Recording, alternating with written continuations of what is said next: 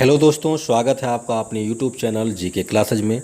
दोस्तों, इस वीडियो में हम लोग बात करेंगे मापन से संबंधित कुछ महत्वपूर्ण प्रश्नों के बारे में जो परीक्षाओं में बार बार पूछे जाते हैं।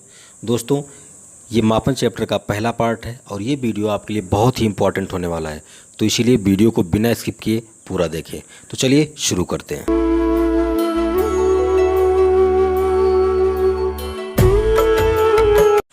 पहले प्रश्न की बात करें तो पहला प्रश्न कह रहा है कि 1 नैनोमीटर होता है, मतलब 1 नैनोमीटर कितने के बराबर होता है। 4 ऑप्शन दिए गए हैं। ऑप्शन ए है 10⁻⁻6 सेंटीमीटर, ऑप्शन बी है 10⁻⁻7 सेंटीमीटर, ऑप्शन सी है 10⁻⁻8 सेंटीमीटर और ऑप्शन डी दिया गया है 10⁻⁻9 सेंटीमीटर। तो इस प्रश्न का सही जवाब होगा ऑप्शन बी 10⁻⁻7 सेंटीमीटर।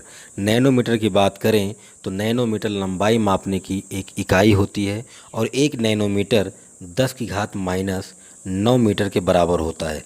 तो अगर हम लोग मीटर को सेंटीमीटर में कन्वर्ट करते हैं तो हमें 1 नैनोमीटर बराबर 10⁻⁻7 सेंटीमीटर प्राप्त होता है। ठीक है, अब बढ़ते हैं अगले प्रश्न की तरफ। दूसरे प्रश्न की बात करें तो कह रहा है कि 1 माइक्रोन बराबर है, मतलब 1 माइक्रोन कितने के बराबर होता है। ऑप्शन ए है 1/10 मिलीमीटर, ऑप्शन बी है 1/1000 मिलीमीटर, ऑप्शन सी है 1/100 मिलीमीटर और ऑप्शन डी है 1/10,000 मिलीमीटर। तो इस प्रश्न का सही जवाब होगा ऑप्शन बी 1/1000 मिलीमीटर। माइक्रोन की बात करें तो माइक्रोन को हम लोग माइक्रोमीटर भी कहते हैं और इसके द्वारा हम लोग अत्यंत सूक्ष्म लंबाई मापते हैं। जिस प्रकार नैनोमीटर लंबाई मापने की इकाई होती है उसी प्रकार माइक्रोन भी लंबाई मापने की इकाई होती है, लेकिन इसके द्वारा हम लोग अत्यंत सूक्ष्म लंबाई मापते हैं। इसका प्रयोग हम लोग अवरक्त विकिरण की तरंगदैर्घ्य, जैविक कोशिकाओं, जीवाणुओं तथा रेशों का आकार मापने में करते हैं। 1 माइक्रोन 10⁻⁻6 मीटर के बराबर होता है।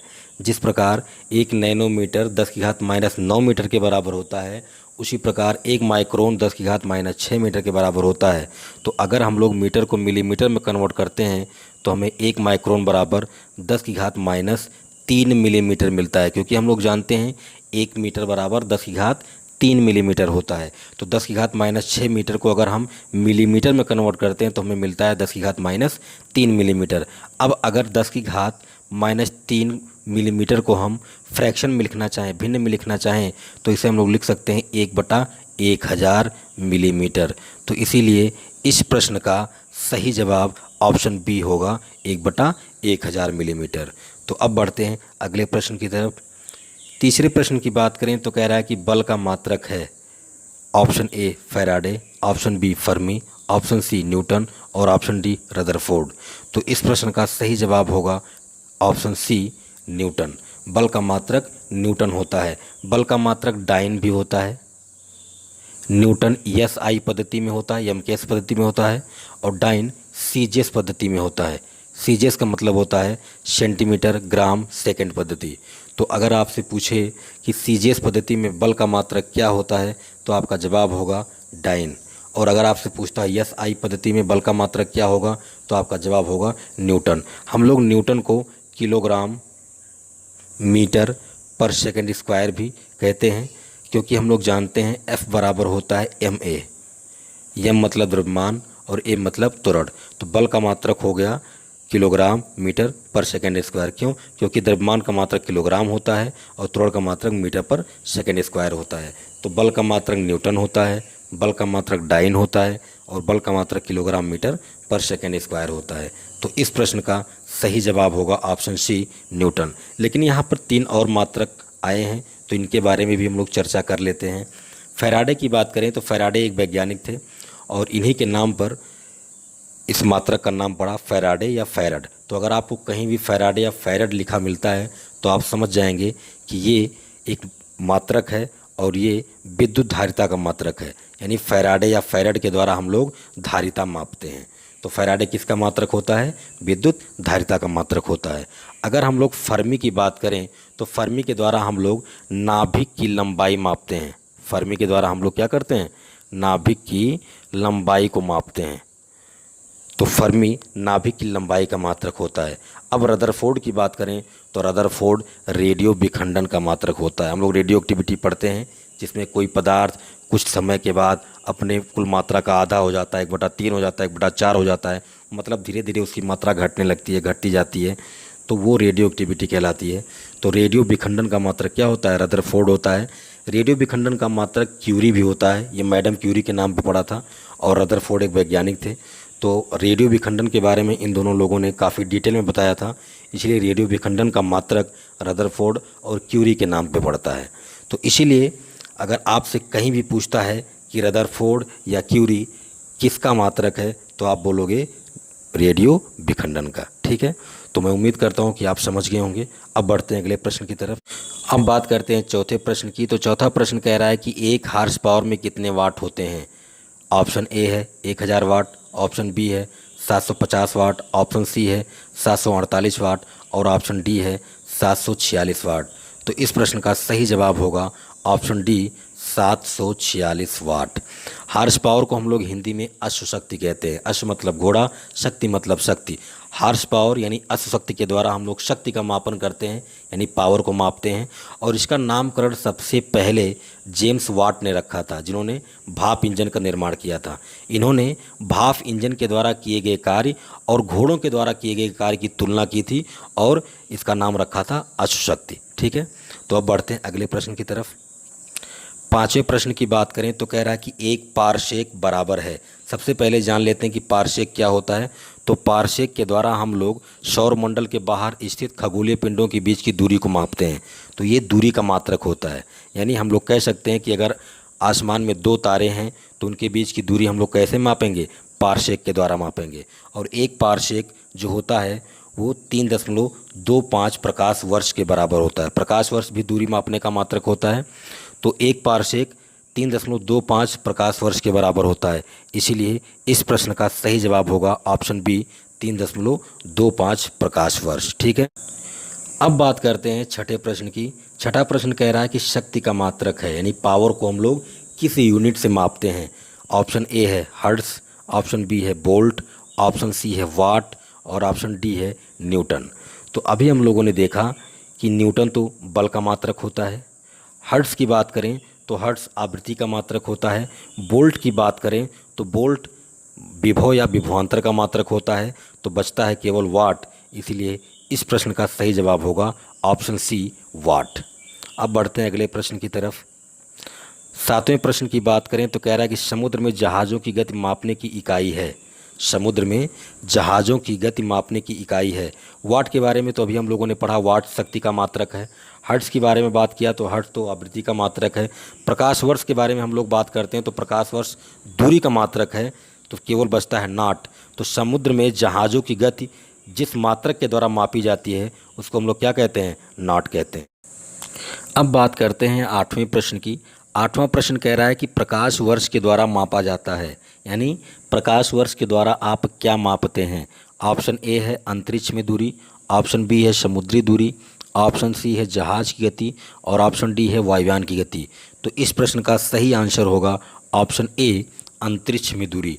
अभी हम लोगों ने कुछ देर पहले देखा कि 1 पारसेक बराबर 3.25 प्रकाश वर्ष होता है।